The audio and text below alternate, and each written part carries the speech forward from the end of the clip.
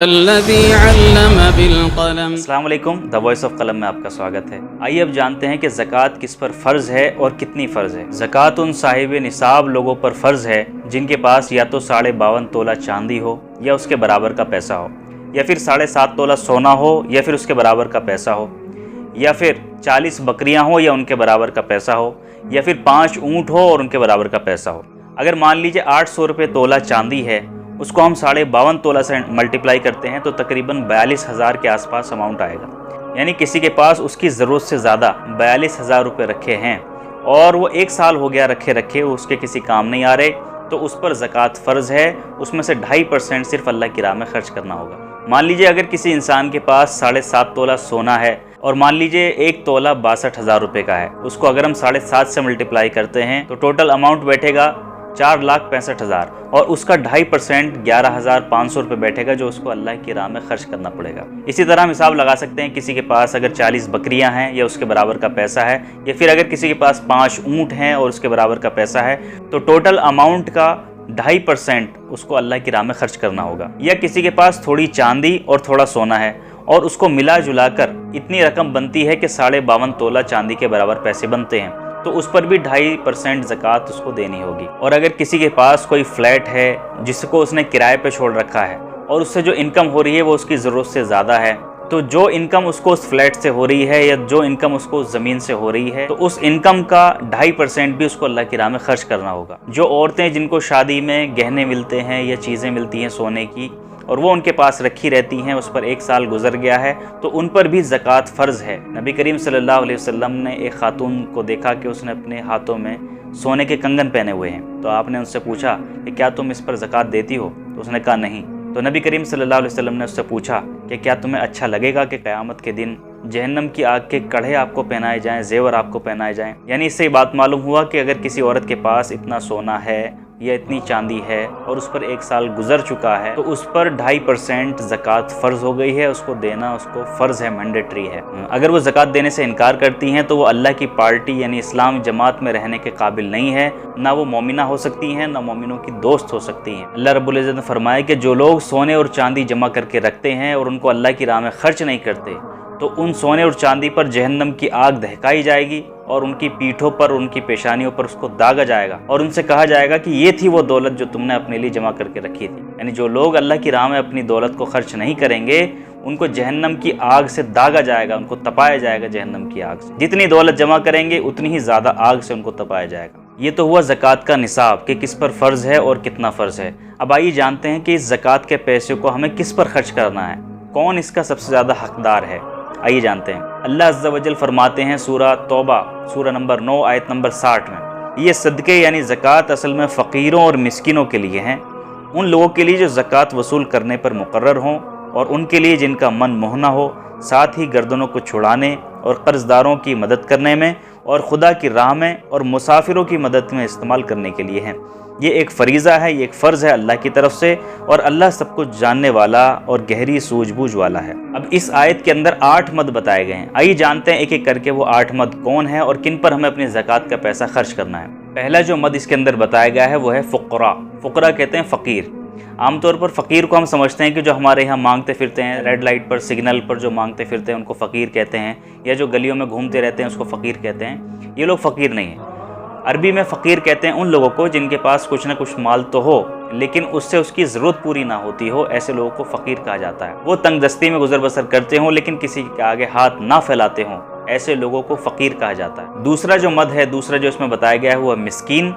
مسکین ان لوگوں کو کہتے ہیں جن کے حال بالکل تباہ ہو گئے ہوں، جن کے پاس اپنے جسم کی ضرورتیں بھی پوری کرنے کے لیے ان کے پاس پیسے نہ ہوں، لیکن وہ بھی شرم کی وجہ سے، اپنی خودداری کی وجہ سے، سیلف ریسپیکٹ کی وجہ سے کسی کے آگے ہاتھ نہ پھیلاتے ہوں، ایسے لوگوں کو مسکین کہا جاتا ہے۔ حضرت عمر رضی اللہ تعالیٰ عنہ ان لوگوں کو بھی مسکین کہتے ہیں جو کمانے کی طاقت رکھتے ہوں لیکن ان کو روزگار نہ ملے، ایسے لوگوں کو بھی مسکین کہا جاتا ہے۔ تیسرا مد جو اس کے اندر بتایا گیا وہ عاملین علیہا، یعنی ایسے لوگ جو زکوٰۃ کلیکشن کا کام کرتے ہیں، زکوٰۃ کا جو پورا سسٹم ہے اس کو کلیکٹ کرنے کا کام کرتے ہیں۔ زکوٰۃ کا ایک باقاعدہ بیت المال ہوتا ہے، اس میں سبھی لوگ ایک جگہ پر اپنی زکوٰۃ اکٹھی کرتے ہیں اور سروے کیا جاتا ہے کہ اپنے علاقے کے اندر کتنے یتیم ہیں، کتنے مسکین ہیں، کتنے اناتھ ہیں، کتنی ودوا عورتیں ہیں، کتنے قرض دار لوگ ہیں، کتنے ضرورت مند لوگ ہیں، یعنی وہ تمام لوگوں کی زکوٰۃ اکٹھا کریں گے، ان کا یہی کام ہے، اس زکوٰۃ میں سے ان کی سیلری دی جائے گی۔ چوتھا جو مت بتایا گیا ہے معلفۃ القلوبہم، یعنی اگر کوئی انسان اسلام کے قریب آنے سے یا اسلام کی ہمدردی رکھنے سے اس پر کوئی آزمائش آتی ہے، کوئی مصیبت آتی ہے، اور اگر کچھ پیسے خرچ کرنے سے اس مصیبت کو ٹالا جا سکتا ہے، تو وہاں بھی ایسے لوگوں پر پیسہ خرچ ہونا چاہیے۔ ان لوگوں کا حق ہے زکوٰۃ کے اندر، چاہے وہ انسان کسی بھی نسل کا ہو، چاہے وہ انسان کسی بھی بھاشا کا بولنے والا ہو، چاہے وہ انسان کسی بھی دھرم کا ماننے والا ہو، ان پر یہ پیسے خرچ ہونا چاہیے، ان کا حق ہے زکوٰۃ کے اندر۔ پانچواں جو مد بتایا گیا ہے فی الرقاب، فی الرقاب کے مد کا مطلب یہ ہوتا ہے کہ کوئی انسان اپنی زکوٰۃ کے پیسے سے کسی غلام کو خرید کر اور اسے آزاد کر دے۔ آج کے دور میں غلامی پرتھا تو ختم ہو چکی ہے، لیکن کچھ ایسے لوگ ہیں جو بے گناہ ہیں، جن کو جھوٹے مقدموں کے اندر پھنسایا گیا ہے، جن پر جھوٹا الزام لگا کر ان کو جھوٹے مقدموں میں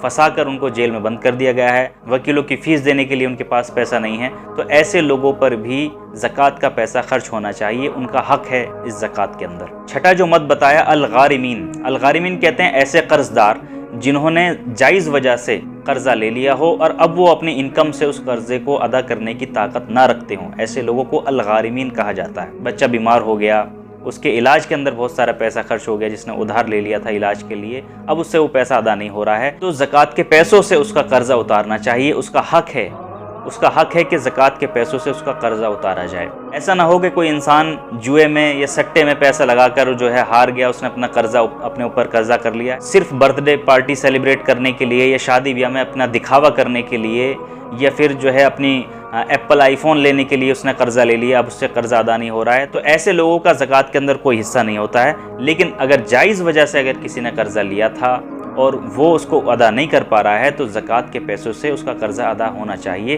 یہ اس کا ادھیکار ہے، یہ اس کا حق ہے۔ ساتواں جو مت بتایا ہے وہ ہے فی سبیل اللہ، یعنی اللہ کی راہ میں خرچ۔ اچھا، اس سے پہلے جو 6 مت بتائے گئے تھے وہ بھی تو اللہ کی راہ میں خرچ ہی تھے، لیکن یہاں پر جو فی سبیل اللہ ہے اس کا مطلب ہے دین اسلام کے لیے خرچ، یعنی دین کو پھیلانے کے لیے، اسلام کا ایڈورٹائزمنٹ کرنے کے لیے، اسلام کا پرچار پرسار کرنے کے لیے جو دولت خرچ ہوتی ہے تو اس کو بھی ہم زکوٰۃ کے اندر سے خرچ کر سکتے ہیں۔ 8واں مت جو بتایا گیا ہے وہ ہے ابن السبیل، یعنی کہ مسافر۔ کوئی انسان اپنے علاقے کے اندر بہت امیر شخص ہو سکتا ہے، ایک اچھی فیملی سے بلونگ کر سکتا ہے، ہو سکتا ہے وہ اچھے گھر میں رہتا ہو، لیکن جب وہ کسی دوسرے اسٹیٹ کے اندر جاتا ہے، دوسرے شہر کے اندر یا دوسری کنٹری کے اندر جاتا ہے، اس کا کوئی نقصان ہو جاتا ہے، اس کے پیسے چوری ہو جاتے ہیں یا کھو جاتے ہیں، تو اس وقت وہ مجبور ہے، تو ہمیں اپنی زکوٰۃ سے اس کی مدد کرنی چاہیے، چاہے وہ انسان کسی بھی دھرم کا ہو، کسی بھی ملک کا رہنے والا ہو، کسی بھی بھاشا کا بولنے والا ہو اور کسی بھی نسل کا ہو، اس کا حق ہے، اس کا ادھیکار ہے ہمارے مال کے اندر، ہماری زکوٰۃ کے اندر۔ یہ وہ 8 مد ہیں جو اللہ رب العزت نے سورہ توبہ آیت نمبر 60 میں ہمیں بتائے ہیں۔ اب ایسے لوگوں کو ہم کہاں تلاش کریں؟ جو یہ 8 مد کے لوگ ہیں ان کو ہم کہاں تلاش کریں؟ سب سے پہلے جو حقدار ہیں وہ اپنے رشتہ دار ہیں، اپنے قریبی لوگ ہیں، اپنے پڑوسی ہیں۔ قرآن سورہ بنی اسرائیل سورہ نمبر 17 آیت نمبر 26 میں اللہ رب العزت فرماتے ہیں کہ اپنے غریب رشتہ داروں کو اس کا حق دو اور مسکین کو اور مسافروں کو اس کا حق دو۔ دوسری جگہ سورہ البقرہ سورہ نمبر 2 آیت نمبر 177 میں اللہ رب العزت فرماتے ہیں اور نیک انسان وہ ہے جو اللہ کی محبت میں مال دے اپنے غریب رشتہ داروں اور یتیموں اور مسکینوں کو اور مسافروں کو اور ایسے لوگوں کو جن کی گردنیں غلامی اور قید میں پھنسی ہوئی ہوں۔ تیسری جگہ اللہ رب العزت فرماتے ہیں کہ نیک برتاؤ کیا جائے اپنے ماں باپ اور رشتہ داروں اور یتیموں اور غریبوں اور قریب کے پڑوسیوں اور اجنبی پڑوسیوں کے ساتھ اور مسافروں کے ساتھ اور اپنی لونڈی غلاموں کے ساتھ، ان سبھی کے ساتھ نیک برتاؤ کرنا چاہیے۔ ان 3 آیت سے ہمیں معلوم ہوا کہ سب سے پہلے جو ہم دیکھیں گے وہ اپنے پڑوس میں، اپنے رشتہ داروں میں ہم دیکھیں گے کہ ان میں سے کوئی ایسا تو نہیں کہ کوئی مسکین ہو، کوئی فقیر ہو، کوئی قرض دار ہو، کوئی ابن السبیل ہو، تو ان لوگوں پر ہم زکوٰۃ کے مد میں سے خرچ کریں گے۔ ایسے لوگوں کو ہمیں ڈھونڈنا چاہیے اپنے پڑوس میں، اپنے رشتہ داروں میں۔ سب سے پہلے رشتہ داروں کا حق ہے، پھر پڑوس کا حق ہے، پھر اپنے دوستوں کا حق ہے۔ اس طرح ہمیں دیکھنا چاہیے کہ ان کے اندر تو کوئی ایسا نہیں ہے کہ کوئی مسکین ہے، کوئی قرض دار ہے، کوئی ضرورت مند ہے، تو پہلے انہی کی ضرورت پوری کی جائے اپنی زکوٰۃ سے، وہ اس کے سب سے زیادہ حقدار ہیں۔ ہمارے پڑوس کے اندر کوئی یتیم بچے تو نہیں ہیں، کوئی اناتھ بچے تو نہیں ہیں، ہمارے پڑوس کے اندر کتنی ودوا عورتیں ہیں جن کے خرچے پورے نہیں ہو پا رہے، تو آپ کی زکوٰۃ کے وہ لوگ مستحق ہیں۔ اب آپ کو معلوم ہو چکا ہے کہ زکوٰۃ کے کیا فائدے ہیں، زکوٰۃ کتنی دینی چاہیے، کتنی مد ہوتی ہے اور کن کن لوگوں پر خرچ کرنی چاہیے۔ اب آپ بھی اپنی زکوٰۃ نکالیں، کیلکولیٹ کریں اور انہی لوگوں پر خرچ کریں جو اللہ رب العزت نے ہمیں بتائے ہیں۔ تو آئیے اس رمضان ہم اپنے مال کی زکوٰۃ نکالیں، اس فریضے کو انجام دیں اور ان کے حقداروں تک ان کے مال پہنچائیں۔ امید ہے آپ کو یہ ویڈیو پسند آئی ہوگی۔ اگر زکوٰۃ سے ریلیٹڈ کوئی آپ کے سوال ہیں تو آپ کمنٹ باکس میں ڈال سکتے ہیں یا پھر اپنے نزدیکی کسی عالم سے سمپرک کر سکتے ہیں اور ان کے سامنے اپنے سوالات رکھ سکتے ہیں۔ انشاءاللہ اللہ رب العزت آپ کی رہنمائی ضرور کریں گے۔ اگر ویڈیو اچھی لگی ہے تو اس کو ضرور شیئر کریں، لائک کریں، سبسکرائب کریں۔ السلام علیکم ورحمۃ اللہ وبرکاتہ۔ Subscribe now and press the bell icon.